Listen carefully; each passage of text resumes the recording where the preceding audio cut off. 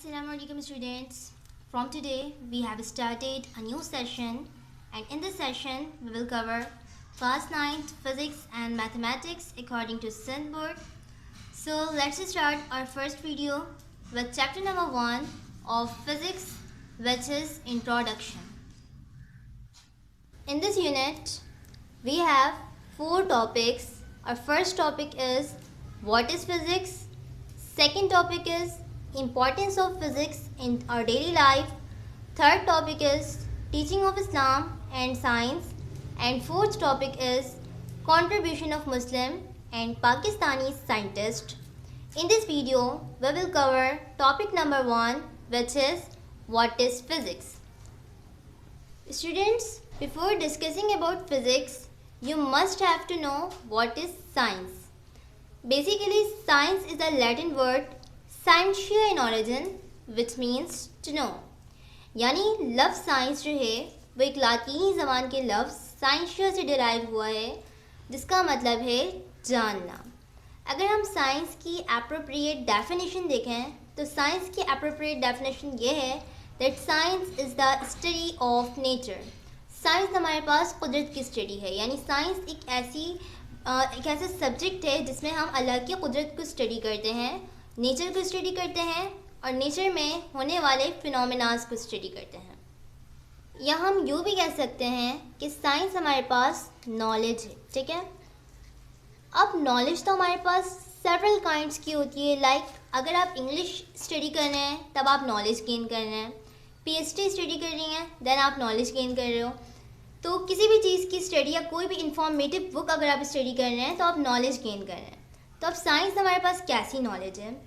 Science हमारे पास basically एक ऐसी नॉलेज है जो कि हमें 3 चीज़ों से गेन होती है, और वो 3 चीज़ें क्या हैं?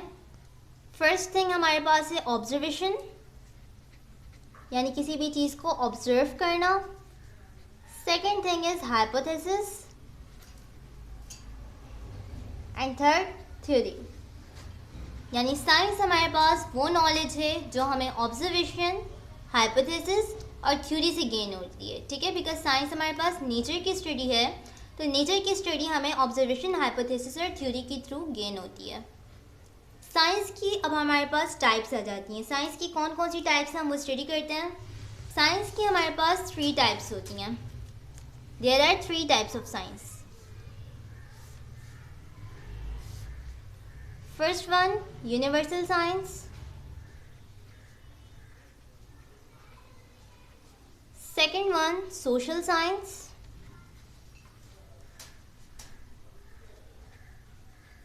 and third one is formal science. अच्छा, तो यूनिवर्सल साइंस हमें नेम से ही समझ में आ रहा है कि इसमें वर्ड यूनिवर्स आ रहा है. सो यूनिवर्सल साइंस हमारे पास साइंस की वो टाइप है जिसमें हम अपने यूनिवर्स को स्टडी करते हैं. यूनिवर्सल साइंसेस में बेसिकली हमारे पास बायोलॉजी,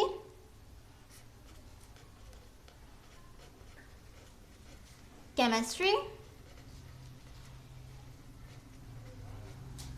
और फिजिक्स की स्टडी आती है. Universal sciences deals with biology, chemistry and physics because these 3 subjects are related to universe. इन तीनों सब्जेक्ट्स में हम अपने यूनिवर्स को स्टडी करते हैं. That is why universal sciences में हमारे पास बायोलॉजी, केमिस्ट्री और फिजिक्स की स्टडी आती है.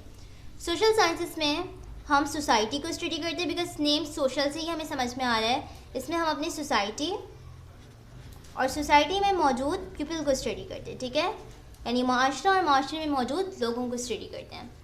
फॉर्मल साइंस हमारे पास साइंस की वो टाइप है जिसमें हम लॉजिक्स और बेस को स्टडी करते हैं.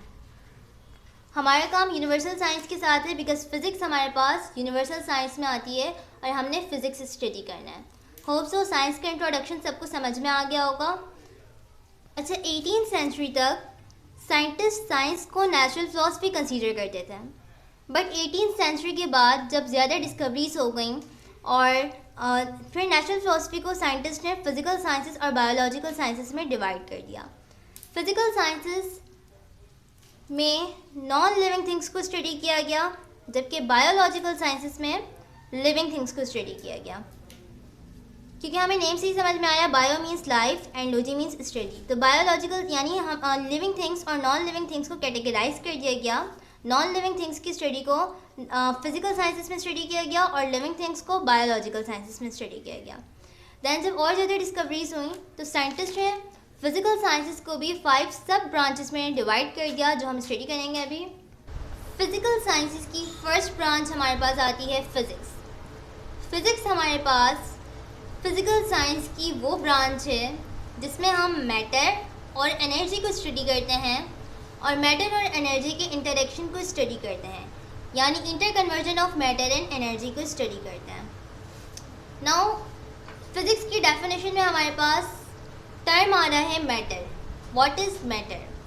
बेसिकली मैटर हम कहते हैं कोई भी चीज़, एनीथिंग जिसका मैस हो यानी उसका वज़न हो और वो स्पेस ऑक्यूपाई करता हो, उसे हम मैटर कहते हैं। ठीक है, anything that have mass and occupy space is called matter.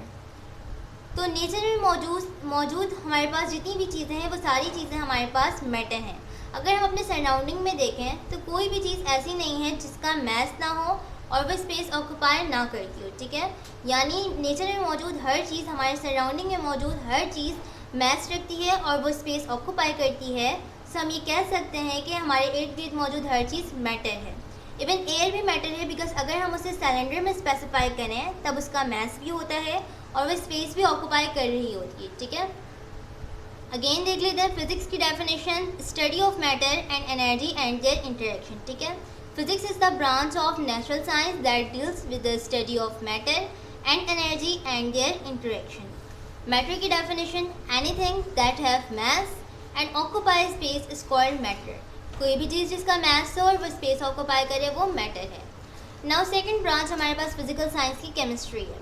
Chemistry में हम केमिकल रिएक्शंस को स्टडी करते हैं। Then third branch is geophysics. Name से हमें समझ आ रहा है जियो। जियो का मतलब होता है अर्थ, यानी फिजिक्स की वो ब्रांच जिसमें हम अपने अर्थ को स्टडी करते हैं, वो जियोफिजिक्स है। एस्ट्रोनॉमी, आपने एस्ट्रोनॉमर सुना होगा कि जो वैक्यूम में जाते हैं, खुला में जाते हैं, उन्हें हम एस्ट्रोनॉमर्स कहते हैं।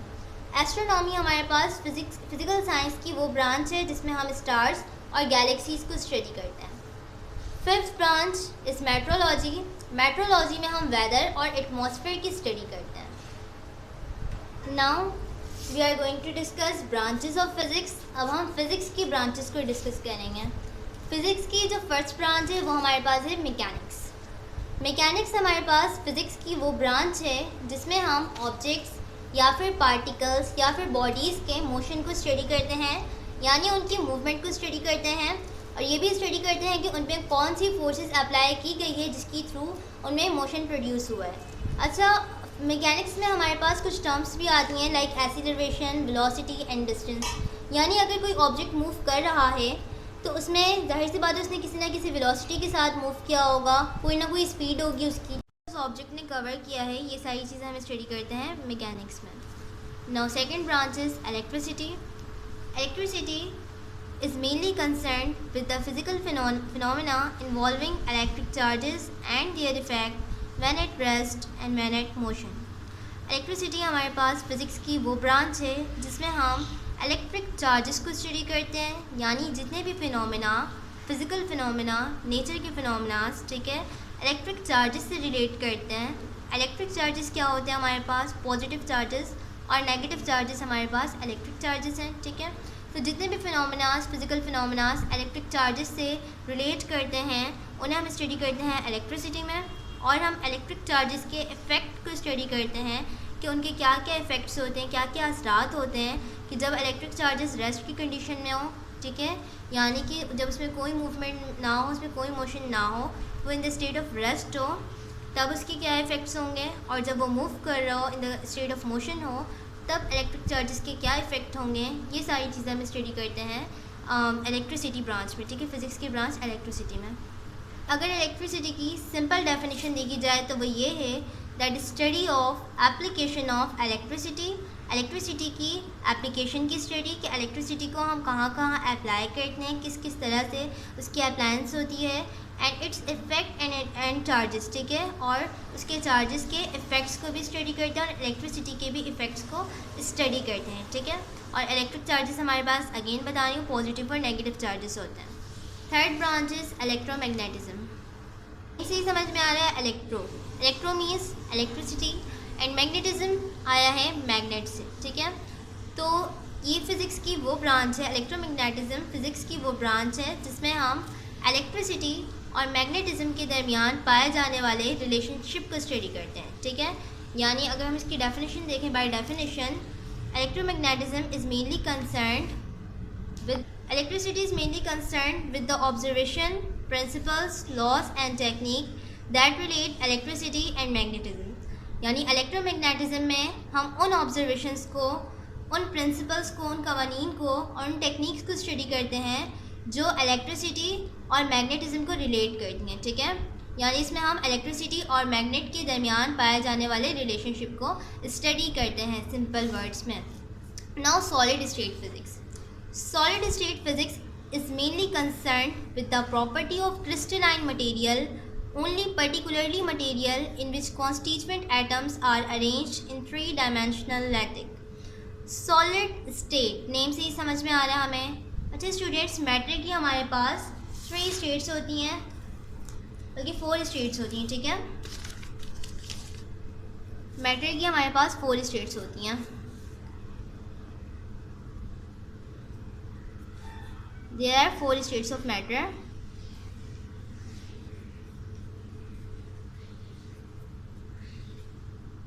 हम मैटर को ऑलरेडी डिस्कस कर चुके हैं कि कोई भी चीज़ जो कि मास रखती हो, यानी उसका वज़न हो और वो जगह घेरती हो, स्पेस ऑक्यूपाई करती हो, वो मैटर है, ठीक है।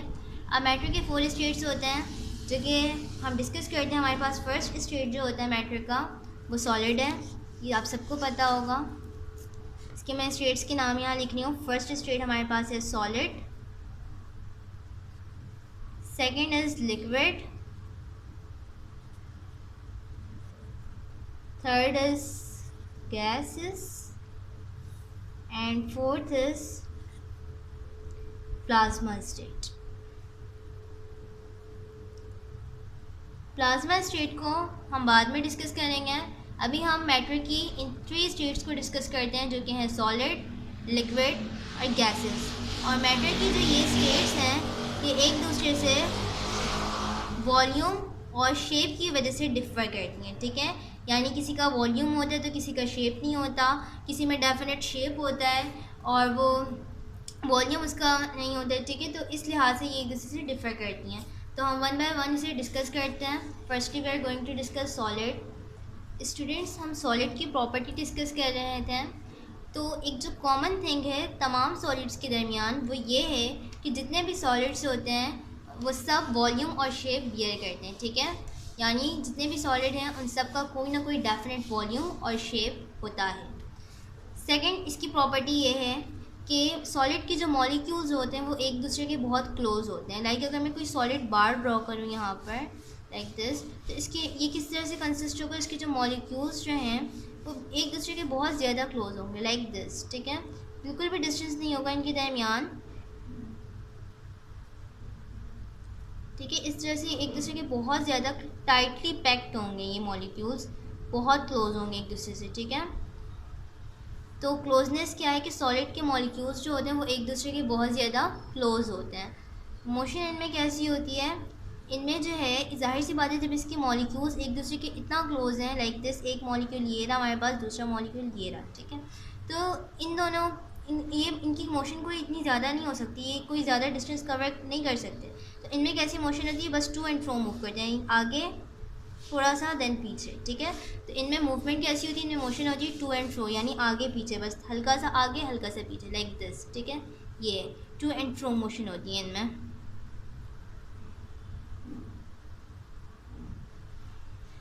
सॉलिड के मॉलिक्यूल्स जो हैं वो टू एंड फ्रो मूव करते हैं, यानी आगे पीछे, ठीक है। इनमें फुल मूवमेंट नहीं हो पाती बिकॉज इनके जो मॉलिक्यूल्स हैं वो एक दूसरे के बहुत ही ज़्यादा टाइटली पैक्ड होते हैं, एक दूसरे के बहुत ज़्यादा क्लोज होते हैं। अच्छा, सॉलिड के मॉलिक्यूल्स एक दूसरे के इतना करीब होते हैं दैट इज़ वाई इनमें फोर्स ऑफ अट्रैक्शन भी जो होती है मॉलिक्यूल्स के दरमियान, ठीक है, वो बहुत ही ज़्यादा स्ट्रॉन्ग होती है, बिकॉज मॉलिक्यूल्स एक दूसरे के इतना ज़्यादा करीब होते हैं, तो सॉलिड के मॉलिक्यूल्स के दरमियान फोर्स ऑफ अट्रैक्शन भी जो है वो बहुत ज़्यादा स्ट्रॉन्ग होती है। ये हमारे पास प्रॉपर्टीज़ थी सॉलिड मैटर की, ठीक है। जो भी मैटर सॉलिड होगा, हमें कैसे पता चलेगा कि ये मैटर सॉलिड है, इनकी ये प्रॉपर्टीज़ थी कि उनमें फिक्स वॉल्यूम और शेप होता है, ठीक है, और क्लोजनेस, उनके मॉलिक्यूल्स के दरमियान क्लोजनेस जो है वो बहुत ज़्यादा होती है, बहुत ज़्यादा क्लोज होते हैं, मॉलिक्यूल्स टाइटली पैक्ड होते हैं, और उनके मॉलिक्यूल्स की जो मोशन है वो टू एंड फ्रो होती है, आगे पीछे होती है, और मॉलिक्यूल्स के दरमियान फोर्स ऑफ अट्रैक्शन बहुत ज़्यादा स्ट्रॉन्ग होती है। ये हमारे पास सॉलिड की प्रॉपर्टी थी। Now we are going to discuss the property of liquid. So students, liquid में हमारे पास मॉलिक्यूल्स जो हैं वो पार्शली एक दूसरे से क्लोज होते हैं। लाइक सॉलिड में हमने स्ट्रक्चर ड्रॉ किया था कि वो तो टाइटली पैक्ड होते हैं एक दूसरे से, बट लिक्विड में ऐसा नहीं होता।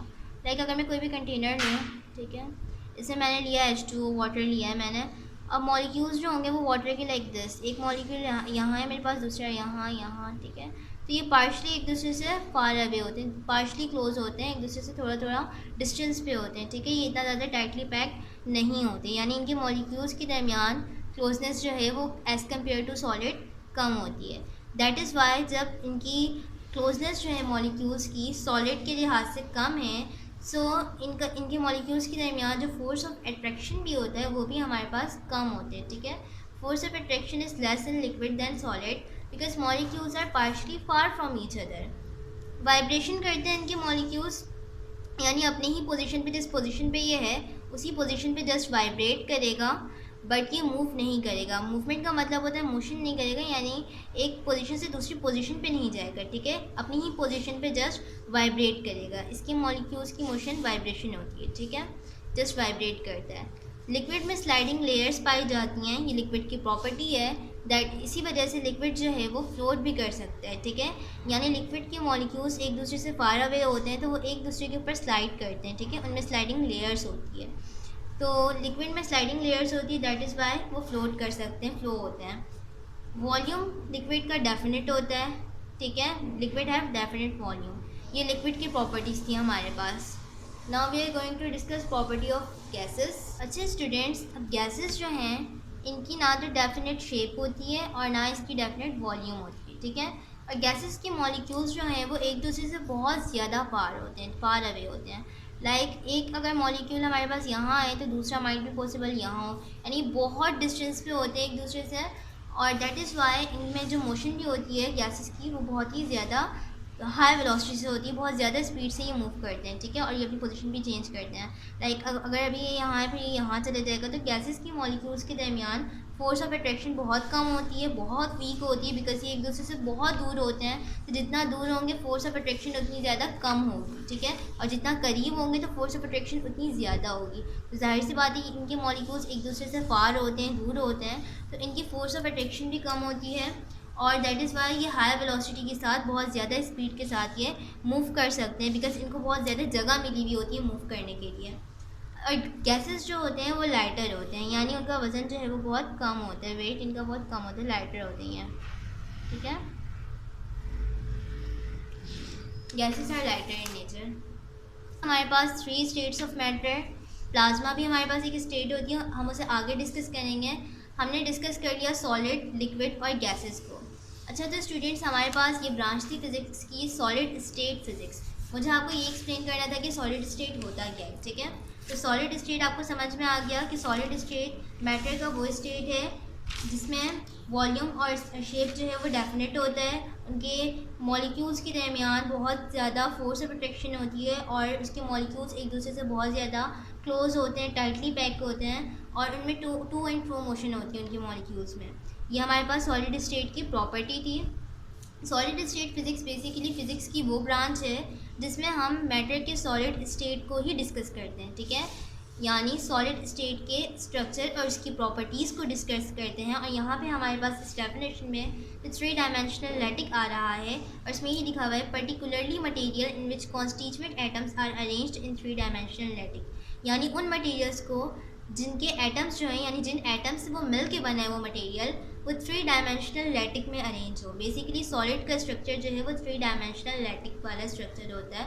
तो यहाँ पे सॉलिड की बात हो रही है, ठीक है, यानी हम सॉलिड की प्रॉपर्टी को डिस्कस करते हैं। अगर मैं इसकी सिंपल डेफिनेशन कहूँ जो बुक में भी मौजूद है वो ये है कि solid state physics is concern with the structure and properties of solid material. I hope you have understand this topic. Now come to the fifth branch which is atomic physics. What is atomic physics student? Name से ही हमें समझ में आ रहा है, atomic atom से आया है हमारे पास.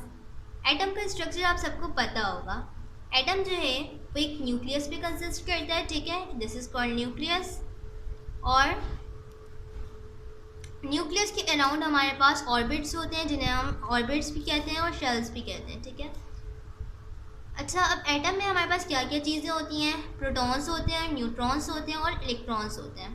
प्रोटॉन्स और न्यूट्रॉन्स न्यूक्लियस में प्रेजेंट होते हैं, जबकि इलेक्ट्रॉन जो है वो आउटसाइड द न्यूक्लियस शेल्स में रिवॉल्व कर रहा होता है, ठीक है. प्रोटॉन पॉजिटिवली चार्ज पार्टिकल है, इलेक्ट्रॉन जो है वो नेगेटिवली चार्ज पार्टिकल है. ये मैंने फंडामेंटल स्ट्रक्चर आपको बताया है एटम का, ठीक है. एटॉमिक फिजिक्स हमारे पास वो ब्रांच है फिजिक्स की जिसमें हम एटम की स्ट्रक्चर और उनकी प्रॉपर्टीज़ को डिस्कस करते हैं कि कौन से मटेरियल में किस तरह से एटम हमारे पास अरेंज हुए हैं, अरेंजमेंट ऑफ एटम्स को स्टडी करते हैं. तो इसकी डेफिनेशन भी होप समझ में आ गई होगी. Atomic physics, this branch is concern with the structure and properties of atom. Now sixth branch is plasma physics. What is plasma physics? हमने अभी स्टेट्स ऑफ मैटर को डिस्कस किया था, उसमें हमने प्लाज्मा को डिस्कस नहीं किया था. यहीं पे हमें डिस्कस करना था प्लाज्मा को, ठीक है. तो हम पहले प्लाज्मा को डिस्कस करते हैं, देन हम देखेंगे कि प्लाज्मा फिजिक्स में हम क्या स्टडी करते हैं. अच्छे स्टूडेंट्स, प्लाज्मा स्टेट हमारे पास कौन सी स्टेट होती है? बेसिकली प्लाज्मा स्टेट हमारे पास गैसेस की आयोनिक स्टेट होती है, ठीक है. ये गैसेस की आयोनिक स्टेट होती है और ये किस तरह फॉर्म होती है मैं आपको डिटेल में बताती हूँ. आयोनिक स्टेट ऑफ गैसेस, इसमें आपको ये करना होगा कि हमें गैसेस के मॉलिक्यूल्स को हाई टेम्परेचर में हमें हीट करना है, ठीक है. हम गैसेस के मॉलिक्यूल्स को, लेट सपोज हमारे पास गैसेस के मॉलिक्यूल्स में ले लेती हूँ. यहाँ पे मेरे पास हैं गैसेस के मॉलिक्यूल्स प्रेजेंट हैं इसमें, ठीक है, मॉलिक्यूल्स ऑफ गैसेस. और इसे हमें हाई टेम्परेचर में हीट करना है, ठीक है. हम कौन से प्रोसेस से इसे गुजार रहे हैं? हम इसे क्या कर रहे हैं? हीट दे रहे हैं, ठीक है, इन हाई टेम्परेचर.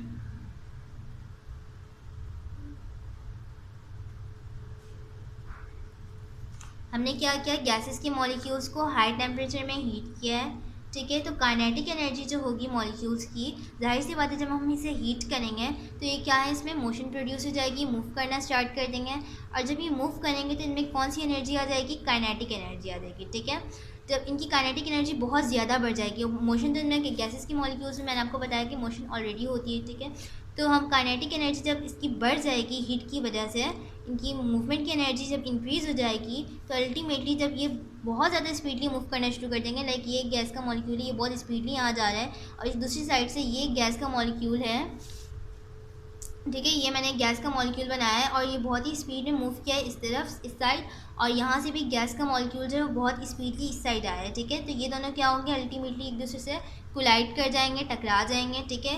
क्लेयन होगी और क्लेयन के रिजल्ट में हमारे पास क्या होगा कि इलेक्ट्रॉन्स जो हैं वो एटम के वो निकलना शुरू हो जाएंगे, इमिट होना शुरू हो जाएंगे, ठीक है. यानी इसमें ये हुआ कि गैसेस को हमने हीट किया हाई टेम्परेचर पे, गैसेस के मॉलिक्यूल्स की काइनेटिक एनर्जी इंक्रीज़ हो गई. काइनेटिक एनर्जी के इंक्रीज़ होने की वजह से मॉलिक्यूल्स जो हैं वो आपस में कोलाइड होना शुरू हो गए, ठीक है. काइनेटिक एनर्जी की इंक्रीज़ हुई तो मोशन भी बहुत ज़्यादा स्पीडली करने लग गए हैं इनके मॉलिक्यूल्स और एक दूसरे से कोलाइड करना शुरू हो गए. क्लेयन के रिजल्ट में इलेक्ट्रॉन्स जो हैं वो हमारे पास इमिट होना स्टार्ट हो गए मॉलिक्यूल्स से, और इलेक्ट्रॉन्स जो हैं वो काइनेटिक एनर्जी लेकर इमिट हो रहे थे, ठीक है.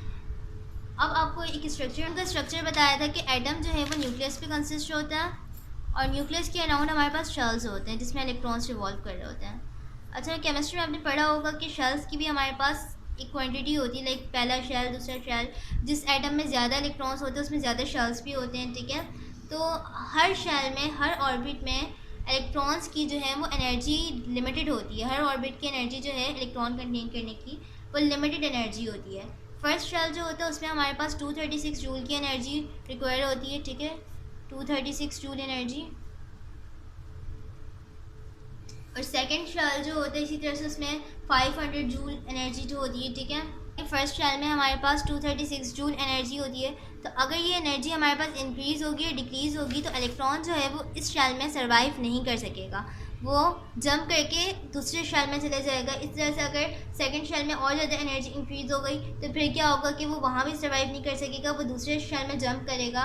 तो इसी तरह से आहिस्ता आहिस्ता क्या होता है, जब एनर्जी बहुत ज़्यादा बढ़ जाती है, शेल उसे कंटेन नहीं कर सकता, तो फिर वो एटम से ही बाहर निकल जाता है, वो ऑर्बिट से ही बाहर निकल जाता है और इस तरह से वो एटम को अकेला छोड़ के चले जाता है। लाइक दिस, यहाँ पे हमारे पास एक इलेक्ट्रॉन मौजूद है इस शेल में, ठीक है, लेट्स सपोज। अब इसकी एनर्जी बहुत ज़्यादा इंक्रीज़ हो गई, ठीक है, वो इस शेल में अब सर्वाइव नहीं कर सकता, तो वो क्या करेगा, वो दूसरे शेल में जाएगा। सपोज़ वहाँ पे भी उसकी एनर्जी वो शेल जितनी एनर्जी कंटेन कर सकता है उससे ज़्यादा वो बढ़ गई, तो वो वहाँ पे भी सर्वाइव नहीं कर सकेगा और वो जंप करके क्या होगा, वो ऑर्बिट से ही बाहर निकल जाएगा, ठीक है। और जब वो ऑर्बिट से बाहर निकल जाएगा ये इलेक्ट्रॉन, तो यानी ये निकल गए, ये इलेक्ट्रॉन यहाँ से भी ख़त्म, यहाँ से भी ख़त्म, ये बाहर आ गया हमारे पास, यहाँ आ गया, ठीक है। तो जब ये बाहर आ जाएगा तो हमारे पास एटम को तो ये एम्प्टी छोड़ जाएगा, लाइक दिस, इस तरह से एम्प्टी हो जाएगा कि हमारे पास न्यूक्लियस, इसके न्यूक्लियस में प्रोटॉन और न्यूट्रॉन मौजूद हैं और प्रोटॉन पे तो पॉजिटिवली चार्ज और न्यूट्रॉन हमारे पास न्यूट्रल होते हैं, इसमें कोई चार्जेस नहीं होते हैं। प्रोटॉन में पॉजिटिव चार्ज होता है, तो न्यूक्लियस में हमारे पास पॉजिटिव चार्ज है इसी वजह से, ठीक है। और इलेक्ट्रॉन्स जब ऑर्बिट से निकल गए हैं, ठीक है, वो बाहर चले गए, इलेक्ट्रॉन का यहाँ पे काम ख़त्म, वो निकल गया, ठीक है। काइनेटिक एनर्जी बहुत ज़्यादा होने की वजह से काइनेटिक एनर्जी को अपने साथ लेके इमिट हो गया, ये अपनी एक्साइटिंग स्टेट में चले गया। अब यहाँ पे हमारे पास अगर हम देखें तो ये एटम जो है ये होल हमारे पास पॉजिटिव हो जा रहा है, बिकॉज ऑर्बिट में कोई नेगेटिव चार्ज नहीं है, इसकी न्यूक्लियस में पॉजिटिव चार्ज है, तो as a result whole atom जो है वो हमारे पास पॉजिटिव चार्ज हो गया, ठीक है। और इलेक्ट्रॉन बाहर गया है तो हम कहेंगे इलेक्ट्रॉन जो है वो नेगेटिव चार्ज है, ठीक है। जो चीज़ बाहर जाती है, छोड़ के जाती है, उसे हम कहते हैं वो नेगेटिव चार्ज कंटेन करती है, और जो चीज़ जिससे वो जाती है, जिसे छोड़ कर जाती है, उसे हम कहते हैं कि वो पॉजिटिव चार्ज कंटेन करती है। तो दैट इज़ वाई हमारे पास एटम जो है वो पॉजिटिव हो गया और इलेक्ट्रॉन जो है वो हमारे पास नेगेटिव, और ऑर्बिट को भी हम पॉजिटिव साइन से शो करते हैं, ठीक है। और यही स्टेट जो होती है मैटर की, इसे हम कहते हैं प्लाज्मा स्टेट, ठीक है। ये गैसेस की आयोनिक स्टेट जो होती है इसे हम कहते हैं प्लाज्मा स्टेट, क्योंकि ये आयोनिक स्टेट हो गई। आयोनिक स्टेट बेसिकली क्या होती है, चार्ज स्टेट होती है, ठीक है। तो हमारे पास चार्जेस आ गए कि इलेक्ट्रॉन जो है वो एक जगह नेगेटिव चार्ज हो गया, दूसरी जगह हमारे पास पॉजिटिव चार्ज हो गया। ऑर्बिट हमारे पास पॉजिटिव चार्ज हो गया, इलेक्ट्रॉन हमारे पास नेगेटिव चार्ज हो गया, यहाँ पे हमारे पास चार्जेस आ गए, ठीक है। तो यहाँ ये हमारे पास आयोनिक स्टेट हो गई। किसकी आयोनिक स्टेट है, गैसेस की आयोनिक स्टेट है।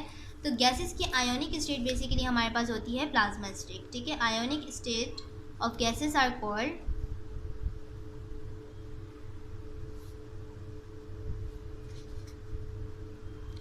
Plasma state.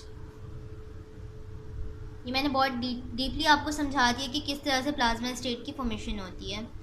अच्छा, हमारे यूनिवर्स में 99% चीज़ें जो हैं वो प्लाज्मा स्टेट से मिलके बनी है, लेकिन हमारे अर्थ में ये चीज़ें बहुत कम है, ठीक है। प्लाज्मा बहुत ही कम अमाउंट में पाया जाता है, लेकिन यूनिवर्स में यानी लाइक अगर हम सन की एग्जांपल ले लें तो सन भी प्लाज्मा से मिलके बना है, ठीक है। तो हमारे यूनिवर्स में 99% चीज़ें जो हैं वो प्लाज्मा से मिलकर बनी हैं, प्लाज्मा पे कंसिस्ट हैं, ठीक है।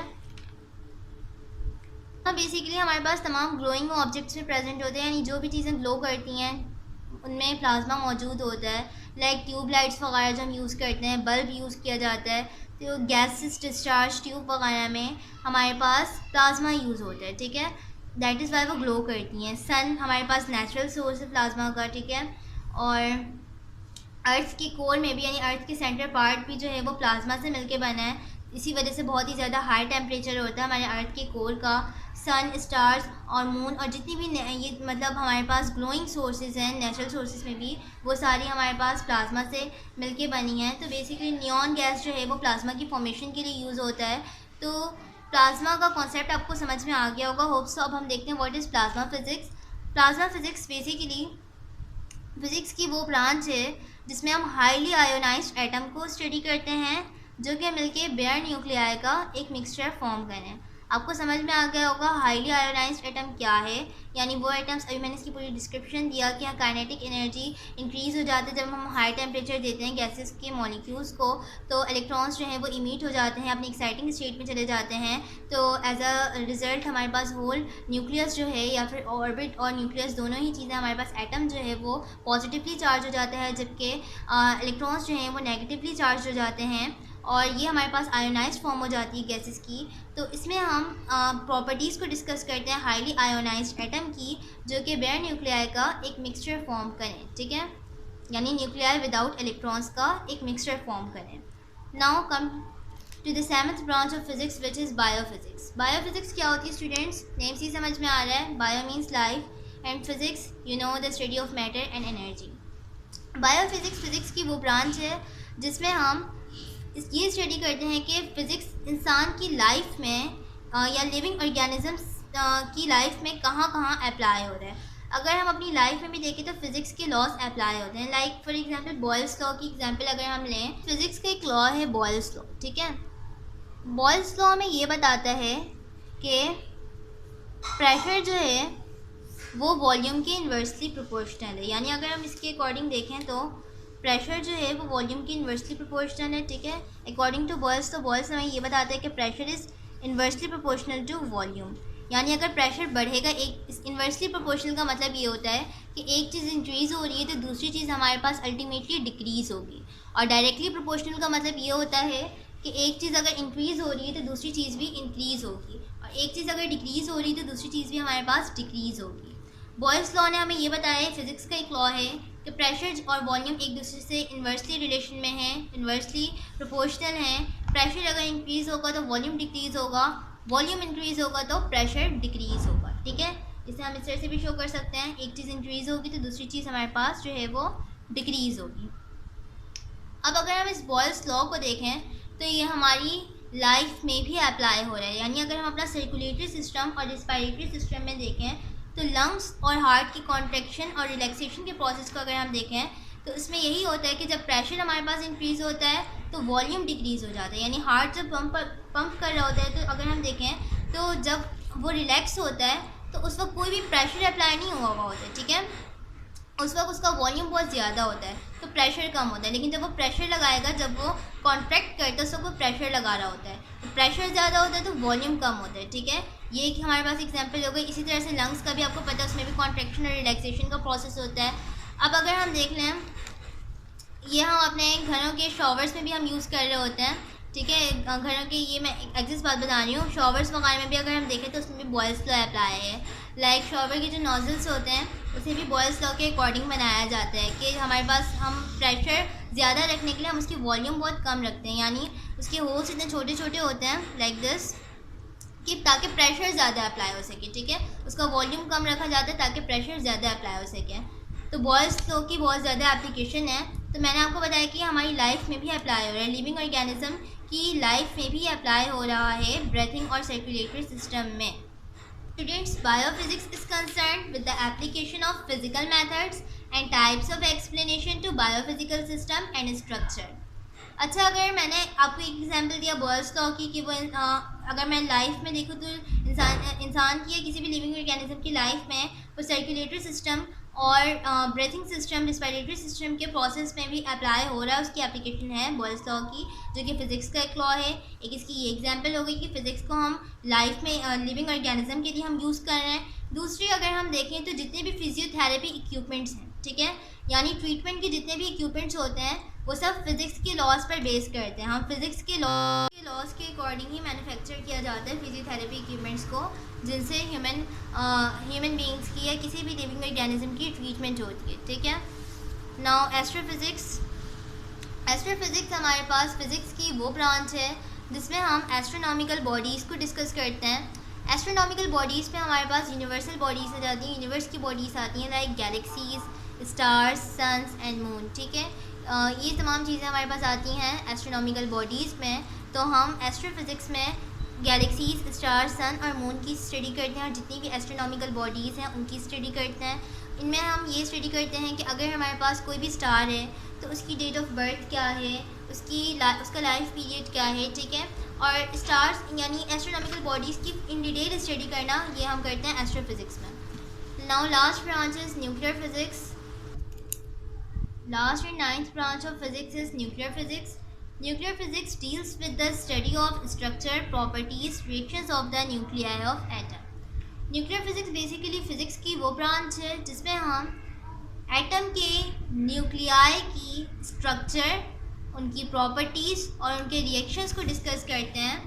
और एटम के न्यूक्लियाई मैंने एटम के स्ट्रक्चर में बताया कि एटम कंसिस्ट जो होता है न्यूक्लियस और ऑर्बिट्स पे, तो ठीक है, वो ब्रांच फिजिक्स की जिसमें हम एटम के न्यूक्लियस को स्टडी करते हैं। न्यूक्लियस की भी हमारे पास फुल स्टडी है, पूरा एक सब्जेक्ट है हमारे न्यूक्लियर फिजिक्स का, जिसमें हम एटम के न्यूक्लियस को डिस्कस करते हैं। ठीक है फ्रेंड्स, आज की इस वीडियो लेक्चर में हमने चैप्टर नंबर 1 के फर्स्ट टॉपिक को कवर कर लिया है और होप से ये आपकी समझ में आ गया होगा।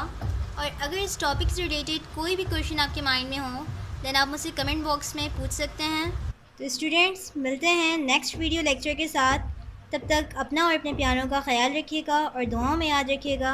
अल्लाह हाफ़िज़।